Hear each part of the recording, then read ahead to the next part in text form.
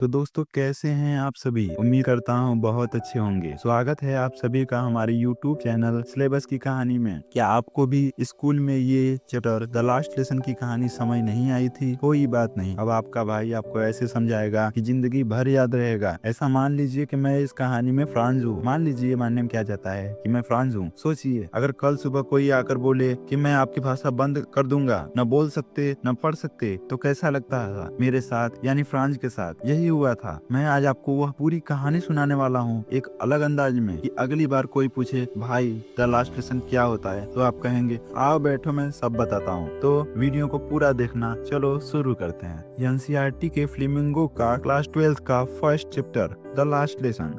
कहानी में मुख्य रूप से 3 कैरेक्टर हैं। पहला फ्रांज है, कहानी का मुख्य पात्र और कथावाचक। एक छोटा लड़का जो स्कूल देर से पहुंचता है, पार्टिसिपल्स याद नहीं किए हैं। कहानी में उसका पछतावा, डर और मातृभाषा के प्रति प्रेम दिखाया गया है। इसमें दूसरा कैरेक्टर है यम हेमल, जो कि फ्रांस के फ्रेंच टीचर थे। उनको फ्रेंच पढ़ाने आता था और वह स्कूल में फ्रेंच पढ़ाते थे। 40 साल से पढ़ा रहे थे, बहुत सख्त माने जाते थे, लेकिन आखिरी दिन वे बहुत दुखी थे। उन्होंने अपनी कहानी में मातृभाषा का महत्व समझाया। और तीसरे कैरेक्टर हैं गांव के बुजुर्ग लोग। इनमें कुछ खास नाम है। ओल्ड हाउसर, सबसे वृद्ध विद्यार्थी जिनकी आवाज कांपती है, वो सबसे बूढ़े थे। पूर्व मेयर, गांव के पुराने प्रमुख। पूर्व पोस्टमास्टर, डाक खाने के पुराने प्रमुख। और अन्य गांव वाले जो आखिरी पाठ का सम्मान करने के लिए आए थे। तो इस कहानी में हमें लगभग 3 कैरेक्टर मिल रहे हैं, जिससे कि सवाल पूछने की संभावना है। उस दिन मैं स्कूल के लिए बहुत लेट निकला। यम हेमल डांटने में माहिर थे। उन्होंने मुझसे कहा था, मैं सोच रहा था कि आज मुझे बहुत डांट पड़ेगी। रास्ते में जाते हुए मन में बहुत हलचल थी। मेरा मन कहीं और था। खूब गर्म दिन था। पंछी पेड़ों पर चहक रहे थे। प्रूसियन सैनिक खुले मैदान में ड्रिल कर रहे थे। मैं सोचने लगा, अगर पार्टिसिपल्स की जगह मैं खेलता तो कितना अच्छा होता। जब मैं टाउन हॉल के पास पहुंचा, वहां एक भीड़ इकट्ठी थी। पिछले 2 साल से सारी बुरी खबरें इसी बुलेटिन बोर्ड पर लगती थी। युद्ध में हार, सैनिक भर्ती के आदेश, कमांडर के नए आदेश। मैं सोच रहा था अब क्या हुआ होगा, लेकिन मैं वहां रुका नहीं।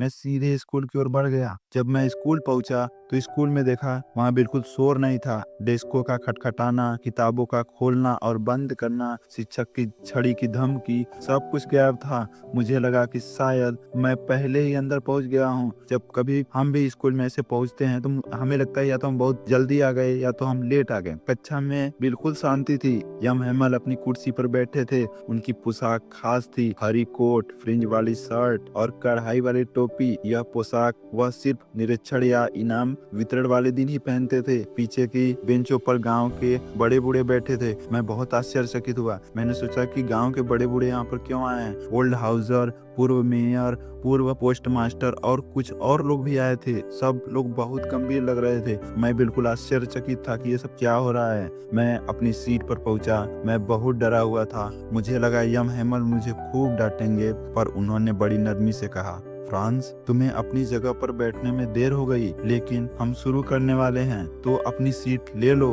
मैं गया और अपनी सीट पर बैठ गया। तब मैंने देखा यम हेमल बहुत उदास लग रहे थे। उन्होंने कहा, मेरे बच्चों, आज मैं तुम्हें फ्रांस की आखिरी पाठ पढ़ा रहा हूँ। बर्लिन से आदेश आया है कि कल से यहाँ सिर्फ जर्मन पढ़ाई जाएगी। नया मास्टर कल से आएगा। आज तुम्हारा आखिरी फ्रेंच पाठ है। मैं चाहता हूँ कि तुम बहुत ध्यान से सुनो। यह सुनते ही मेरे सिर पर जैसे चोट लगी। ओह, यही कारण था कि गांव के लोग कक्षा में बैठे थे। वह अपनी भाषा को सम्मान देने और यम हेमल का आखिरी पाठ सुनने आए थे। मुझे अचानक पछतावा हुआ। कितनी बार मैं पढ़ाई छोड़कर बाहर खेलने भागा। कितनी बार मैंने होमवर्क टाला। अब सब खत्म हो रहा है। यम हेमल ने कहा, हमेशा यही आदत रही। सोचते रहे कि पढ़ाई के लिए बहुत समय है। तुम्हारे माता पिता तुम्हें खेतों में काम करवाते रहे। मैं खुद भी कहता रहा, कल पढ़ा देंगे। अब देखो, हम अपनी भाषा खो रहे हैं। उनकी आवाज कांप रही थी। मुझे लगा, फ्रेंच कितनी सुंदर भाषा है, सबसे साफ, सबसे तर्क संगत। यम हेमल ने कहा,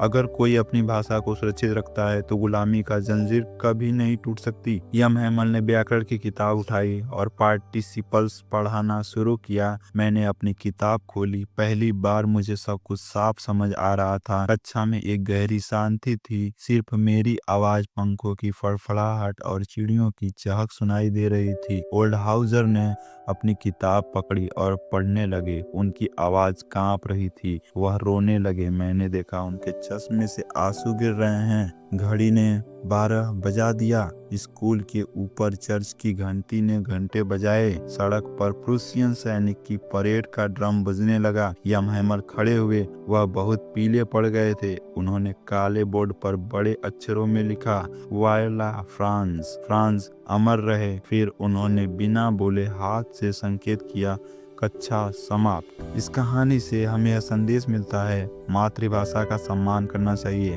पढ़ाई को कभी टालना नहीं चाहिए, समय रहते ज्ञान अर्जित करना चाहिए। जब कोई चीज हमसे छीनी जाती है तब उसकी कदर होती है। तो दोस्तों, यह कहानी आपको कैसी लगी? उम्मीद करता हूँ बहुत अच्छी लगी होगी।